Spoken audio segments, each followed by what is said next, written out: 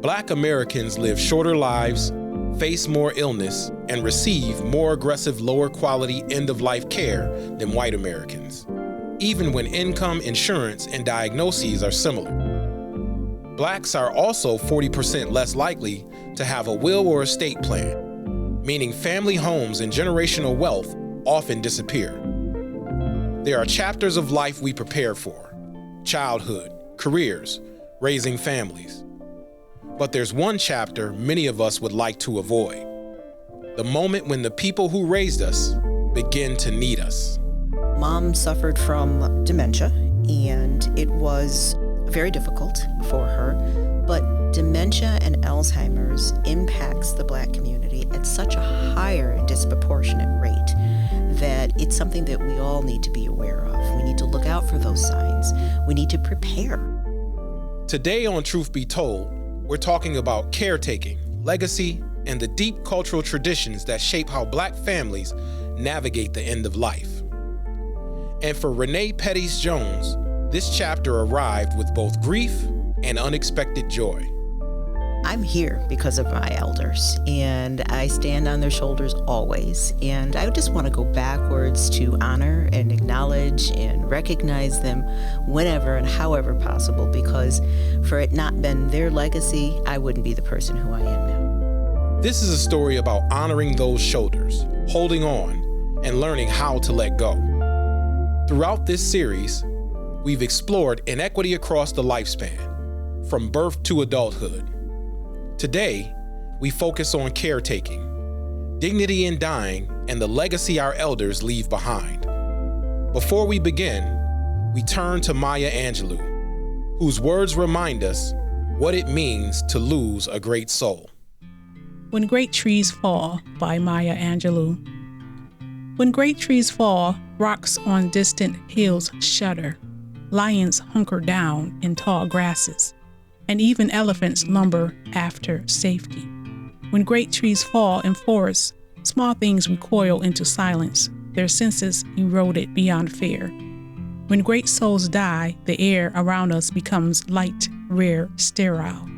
We breathe briefly, our eyes briefly, see with a hurtful clarity.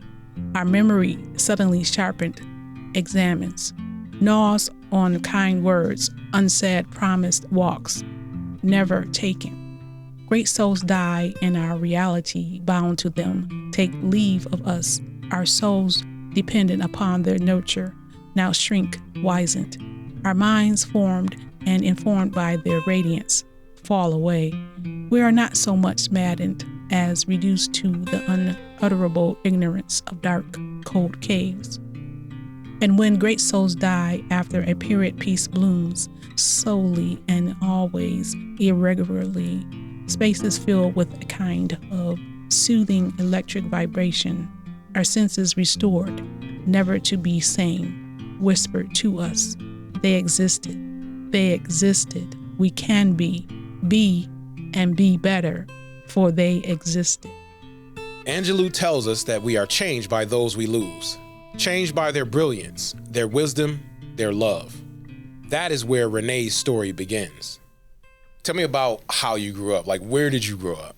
Okay, so I was actually born and raised here in Buffalo, and I was born on Regina Place. I used to always say, I couldn't say it right quite with that R, so it was Wagina Place. But born on Regina Place, moved into North Buffalo when I was about 2 years old, and grew up in North Buffalo all my life until I got married, and then moved out from the suburbs from there. Okay, that's where you're from. Can you tell me a little bit about your family dynamics? What was it like growing up in your home? A protective dad. You know, I was an only child. He wanted a boy. I was a girl. I'm sorry.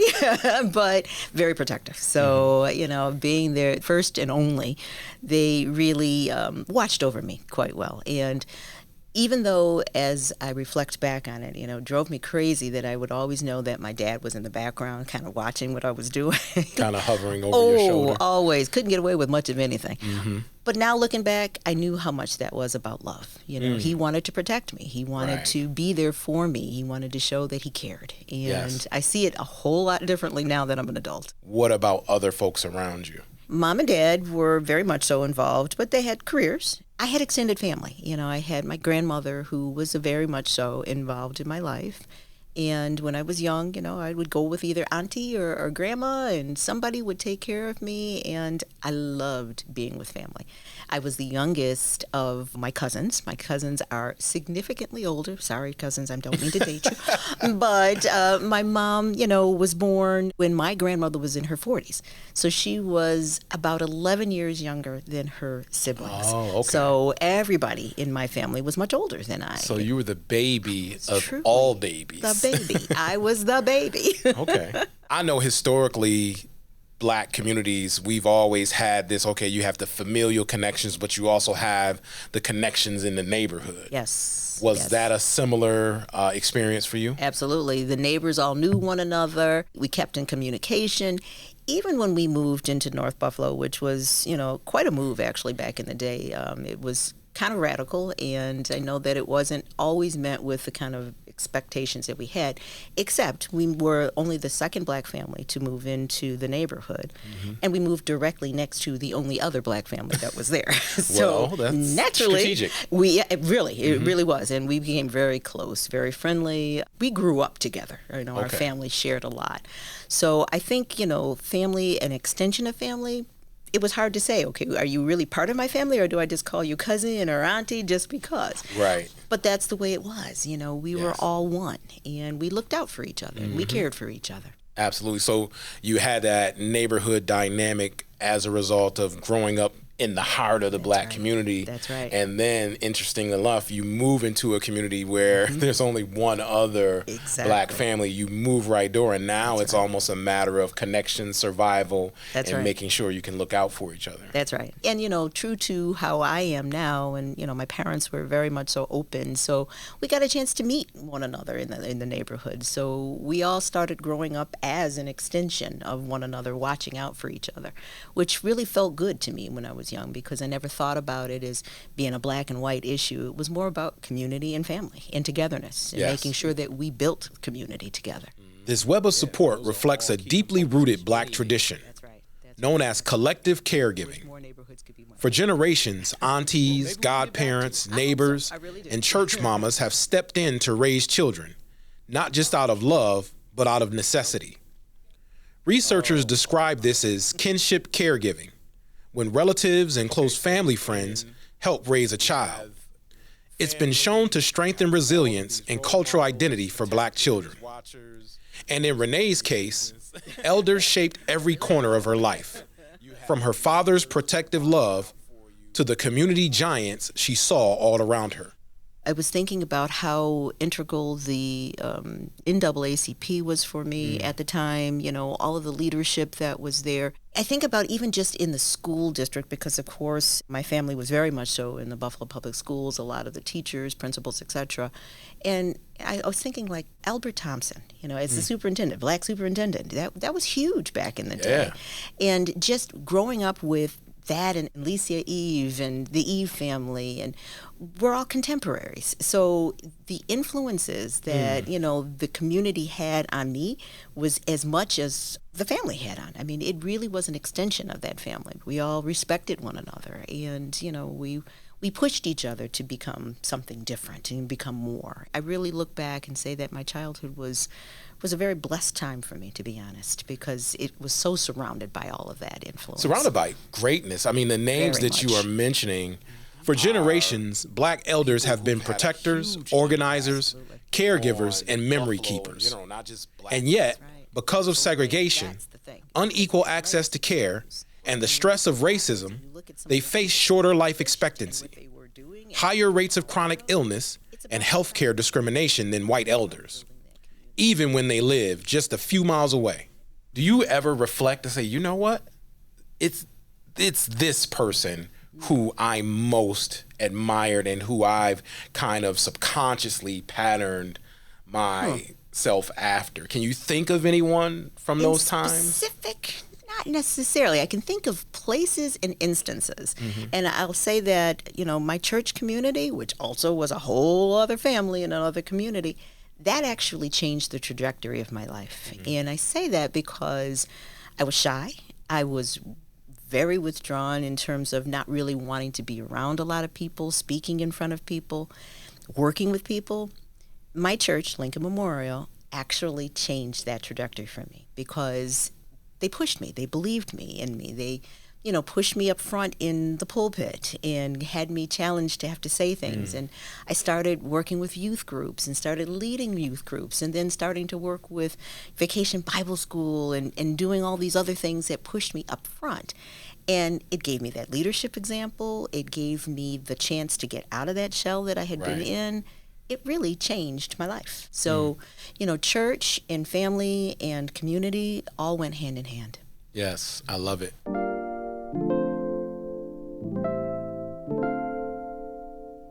Structural racism, from segregated neighborhoods to unequal access to quality care, continues to shape the health of Black families today. Where you live, your zip code, can shorten your life by 15 or 20 years compared to a wealthier, whiter neighborhood across town. And when elders get sick in that reality, the responsibility falls hard on their children and grandchildren. Rene became part of what researchers call the sandwich generation, raising her own kids and grandkids while caring for the people who once cared for her. You have some really specific experiences with being able to pay back and now go from being taken care of to taking care of. Yes. Becoming a caretaker was a nuance for me. Obviously, I have 3 children and several grandchildren, so having someone dependent on you is something that's fairly natural for me. Having someone who used to take care of you become dependent on you was different. Obviously, that puts you right into that sandwich category where, I've got the young ones that I'm still, involved with, helping to take care of, and now I've got my mom who would have been very much so dependent on me. She would have been my most recent example of dealing with, end-of-life care, hospice. But there have been other several, family members that I've had to go through that process, that life transition, as I call it. Her godmother was the first, then her stepfather, and most recently, her mother. I think of that in terms of being that person where someone is very dependent on you, knowing that you have to make the right decision. It weighs heavily on you. And it does allow you to reflect a lot on your own values. But I also wanted to honor the requests and of the family members that I represented. And I'll use this juxtaposition from my godmother, who really wanted to go peacefully. She wanted to not have any of the heroics and things. To my stepfather, who initially, they had wanted to do a lot of heroics to try to have him hang on. But we wound up having to come to a place of understanding that doing those heroic moves was hurting, and it was not helpful, and it was to hang on for whom and for what. And then came time for my mom, knowing that that was her original idea, but the reality was that I was hurting her more, and that I had to say that it was time to peacefully have her transition and giving her dignity, and that was the most important thing for me through all of those transitions, is that they have their dignity right to the very end. Mom suffered from dementia, and it was very difficult for her, but dementia and Alzheimer's impacts the Black community at such a higher and disproportionate rate that it's something that we all need to be aware of. We need to look out for those signs. We need to prepare. Make sure from your financial, your legal standpoint, however you need to prepare yourself, be ready for this, because it's liable to already be impacting some of your family members, and you may not even realize it. To knowing that the law doesn't really work with you once they get into the throes of Alzheimer's and dementia. The protections aren't there. And then now you're reliant on a system that really wasn't built for us to really make successful choices. Right. And we have to navigate that. So I always encourage people to be realistic about it, recognize the signs, the symptoms. Sometimes when you're so close to family members, you may not even see those subtle changes. But if you're starting to catch things that maybe are misplacing things, forgetting words, not understanding concepts, that may be the start of this. And when we're looking at, the Black and brown community in specific, we're twice as likely to experience Alzheimer's and dementia, and particularly women, even more so in women. She's right. Older Black adults are about twice as likely as older white adults to develop Alzheimer's or other dementias. Scientists point to things like higher rates of heart disease, lifelong stress, and unequal access to preventive care, all rooted in the conditions we've been forced to live in. My grandmother suffered from Alzheimer's and dementia, and then now my mom.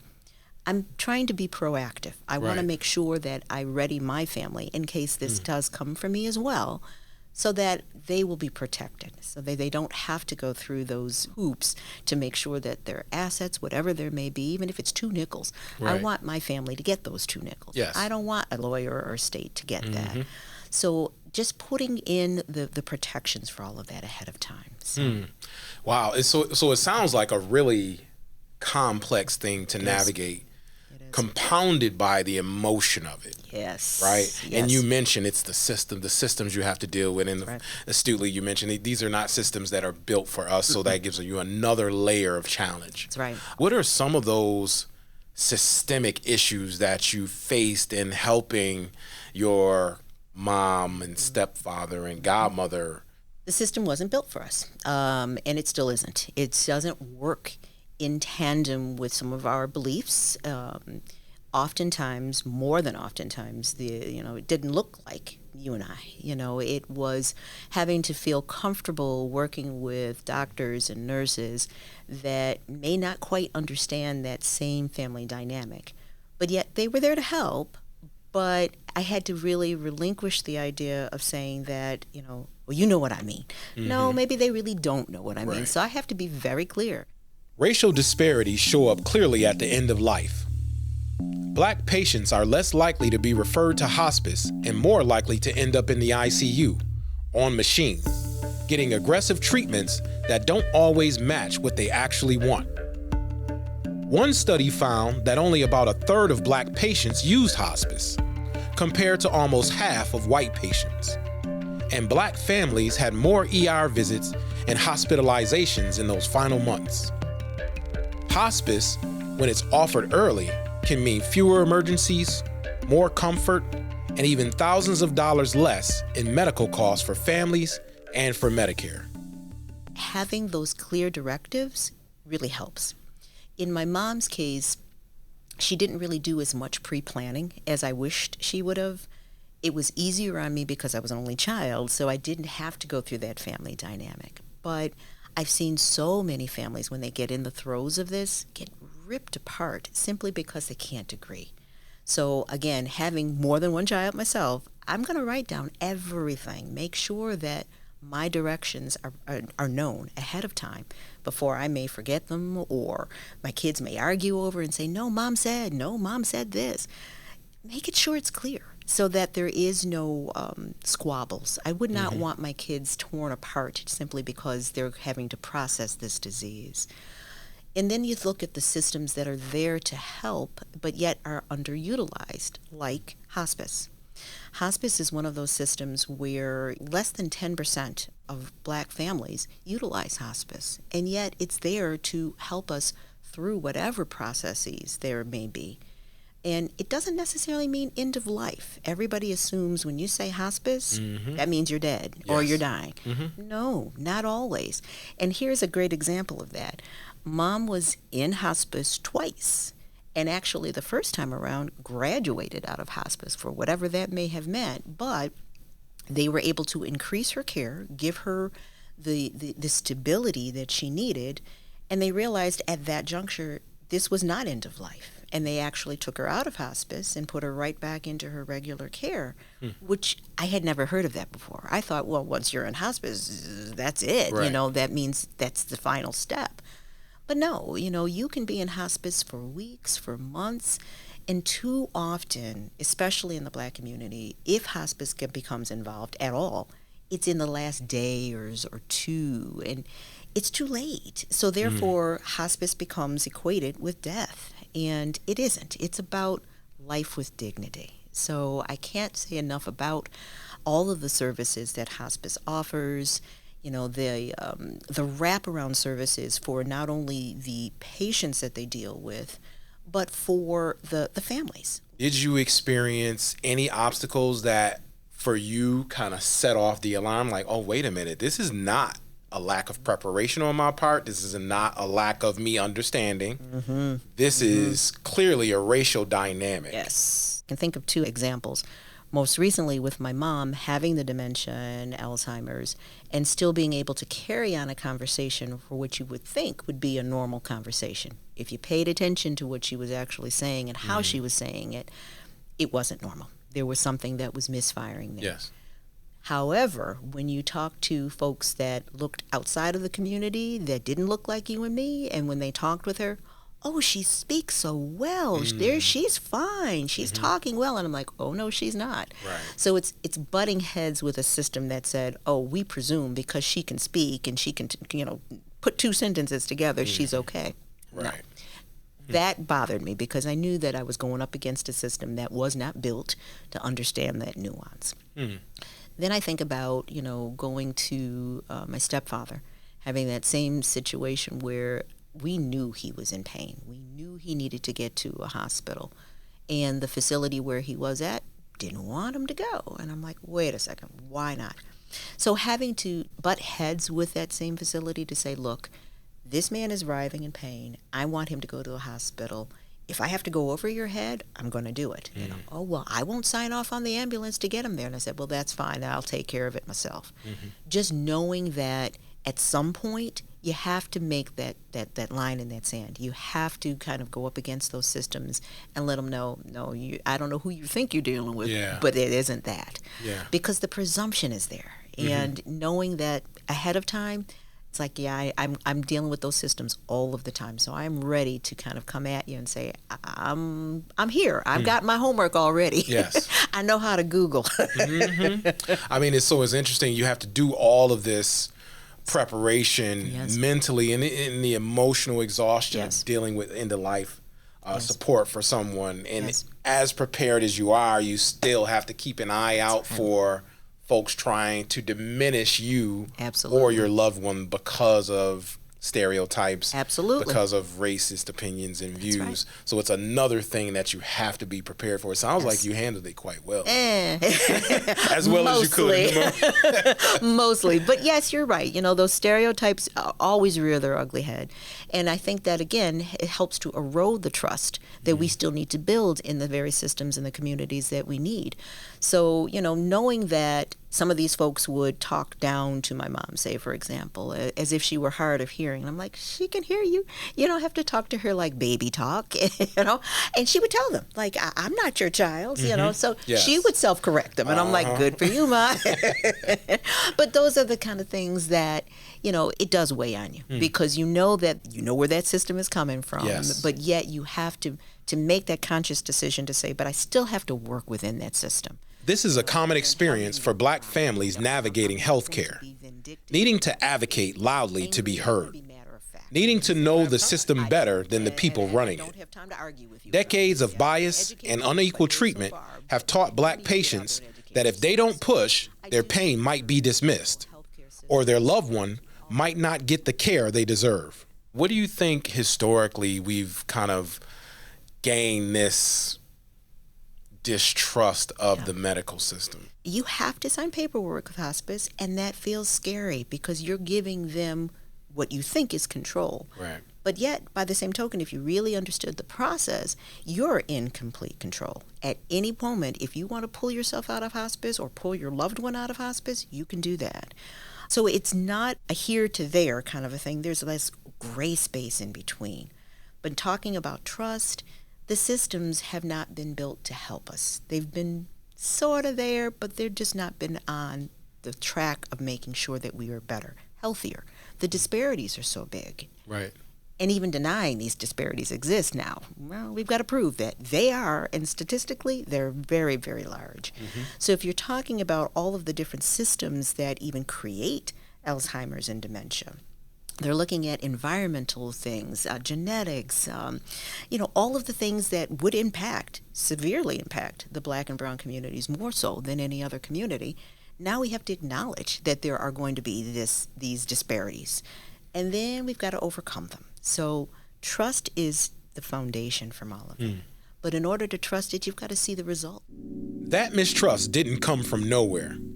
From segregated hospitals and unethical experiments to everyday bias in exam rooms, Black patients have had to learn the hard way that the system does not always have their best interest at heart. Even today, research shows Black patients are less likely to have their pain taken seriously and more likely to receive aggressive, unwanted treatment near the end of life. When did you become comfortable with this end-of-life process? Actually, that's an interesting question because I wasn't always comfortable with that. Even just death in and of itself was not a topic that I was comfortable having. Back when I was a kid, because like I say, my family members were that much older than I, if somebody were sick and died, my mom kind of sheltered me and protected me away from that. You don't have to look at the body, you don't have to go to the funeral. So death scared me, and I'm not embarrassed to say that. I was not a person that wanted to talk about death. I didn't want to be around it.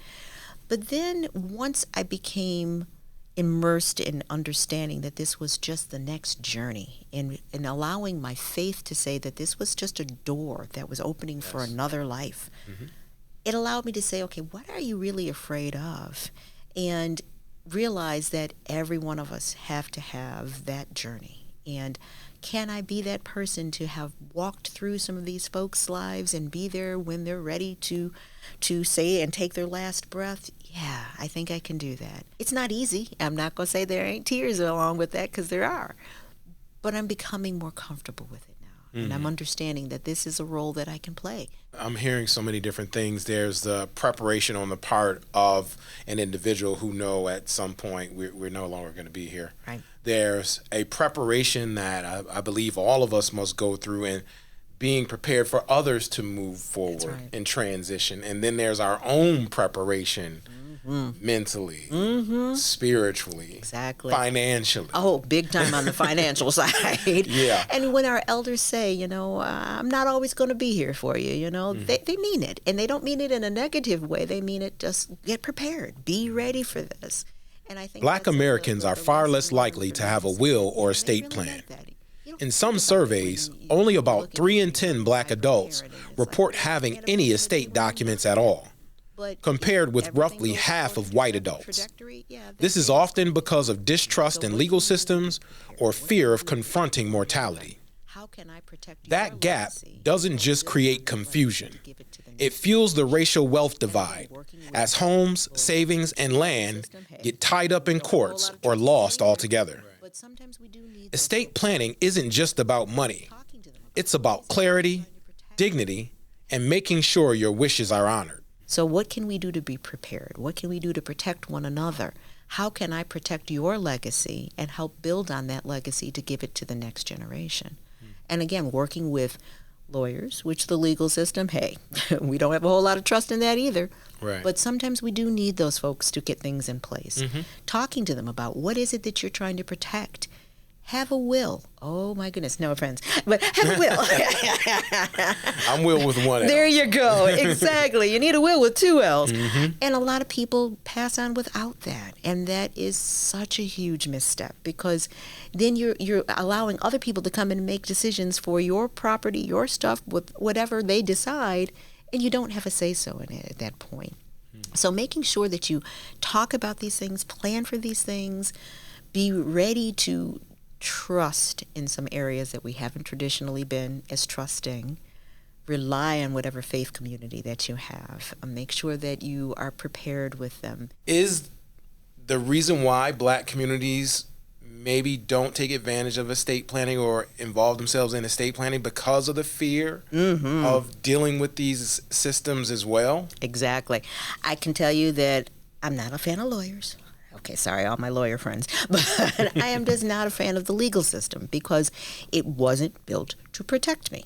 And right now, it could actually hurt me. So The trust is not going to be there. So all I can say is that at some point we have to let our guard down. We have to allow ourselves to be just that little bit vulnerable, but not so vulnerable that we allow the systems to take over. Yes. And if we don't do this estate planning, they will take over, and then we are completely helpless at that point.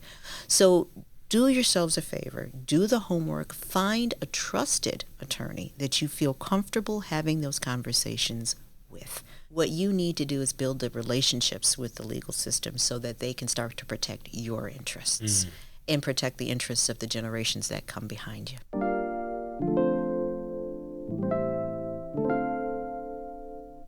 For all the strain and grief, there were moments of joy too. Bright, unforgettable moments. Seeing my mom smile when I could come into a room, that made me joyful. Not everybody has that story, and I am very grateful for the opportunity that even though she may not have recognized a lot of folks, she always recognized me. That gives me joy to know that whenever I came into the room, she lit up. So she knew me. She knew that I was there to help her and protect her. That gives me joy. That's a beautiful thing. It is a beautiful thing. You were her only baby. I was her baby right to the end. Absolutely. I know I've been to like funerals and they're somber, but I've also been to end of life celebrations. Can you share a time where you witnessed like a celebration of life where it didn't feel so heavy? You know, I think almost any service that I've been to that has good music, music can take you to places. So when you talk about those drums, you know, that beat, that constant heartbeat, to me, that breathes life. It brings you life, yes. Absolutely. I mean, if you get into that, you can feel it. So I think wherever there was music, which my family was very musical, it gave me joy because it gave me peace. You know, that was their happy place. They were all... The music Rene describes is part of a long tradition. In many Black churches, funerals are homegoing services, not just mourning, but sending someone home. These gatherings have roots in West African customs and in the resistance of enslaved people who honored their dead in secret when they weren't allowed to gather openly. Today, the music, the drums, the gathering of family and friends are all part of saying, even in grief, we will celebrate Black life. Hearing their music and their legacy and how we were able to honor that even and during a somber celebration, that's very joyful. Yes. And I know that they were up there singing right along with them. So yeah. What can we do better to honor legacies while folks are still living? Talk to them. Can't emphasize that enough. Don't take for granted that we'll have this conversation someday. You know, just sit down and be present. Be there. Be in community. Be in spirit. Have conversations, good and bad. Just make sure that you talk with one another and honor the time that you have with someone because you just never know when that time may never come again. So always make sure that we get the history. I love the fact that at some point we were able to ask each one of my family members, tell me about your story. And just knowing that I could hear it from start to finish, that makes me feel like I'm honoring their legacy. Record it. Have that person talk to you, whether it's an elder or a sibling. Have that recording because at some point you're going to look back and say, wow, I'm so glad I did that because it's a memory that can never be erased. Rene shows us that caring for our elders is not just responsibility. It's an act of love and generational protection. In her story, we hear history. The history our elders carried so we could stand where we stand today. And you also hear the inequities that shaped their final years. The systems that weren't built for us, the conversations we were taught not to have. We've talked about inequities, from shorter life expectancy and higher dementia risk, to lower hospice use, to the wealth that slips away when families don't have access to estate planning. These aren't just numbers.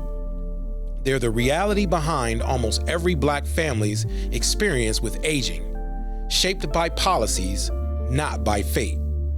But you also hear something else: joy, pride, legacy. And we can build on that. Learn, Understand hospice, dementia, and estate planning. Volunteer, check in on elders, and support caregivers. When we honor our elders fully, intentionally, we honor ourselves. Thank you so much for sharing that experience. And thank you for allowing me to share this one. It's been a pleasure. Thank you. In our next and final episode of Truth Be Told, we continue to explore legacy with Kenneth and Sharon Holly, longtime entrepreneurs, culture keepers, and owners of Zawadi Books on Jefferson Avenue.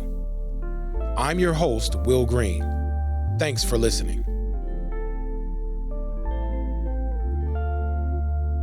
Truth Be Told is a production of Buffalo Toronto Public Media and Cruise Control Media in collaboration with Clementine Gold Group LLC and WUFO.